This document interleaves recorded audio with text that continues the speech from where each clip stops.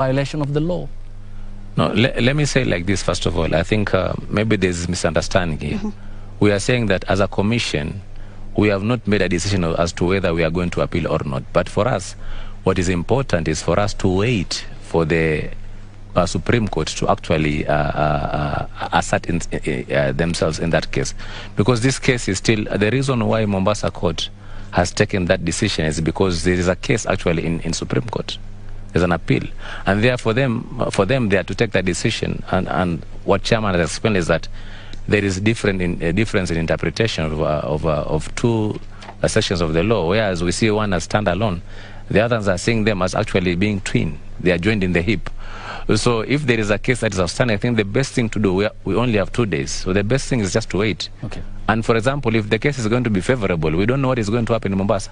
Suppose they uphold the earlier decision that, yes, he was actually impeached properly. What is going to happen? So it's important for us to wait and not to jump the gun. So even now you will not receive his papers? Yes?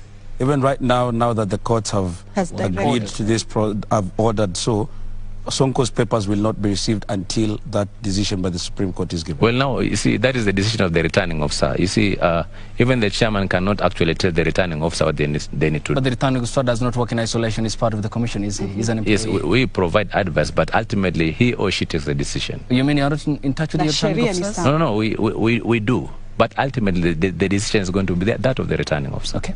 Really, that doesn't sound right, that a returning officer in Mombasa would make a unilateral decision to the exclusion of the IBC, the secretariat right here. That's what it sounds like. Let me just add to that. Yes. The judgment was delivered today. Yes. Our legal team will look at it and advise the returning officer on what to do.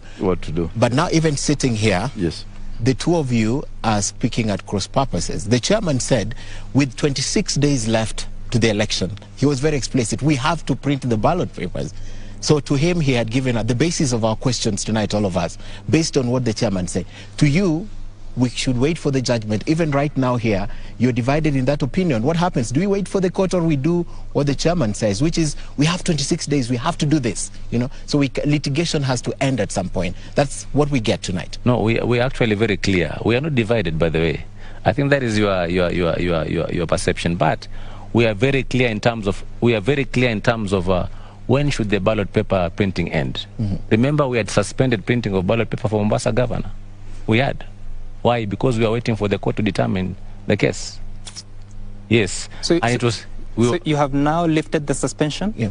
Because we actually stopped printing papers for Mombasa. Yes, and not just Mombasa. There was another case also whereby we had been stopped by the court to print the ballot papers. Okay. We had suspended printing of ballot papers in those areas because of the court. Chairman, tell me something. Is it possible, for example, not to hold an election in one area and wait for perhaps after the general election because of these court cases? Is that a possibility that the law affords you?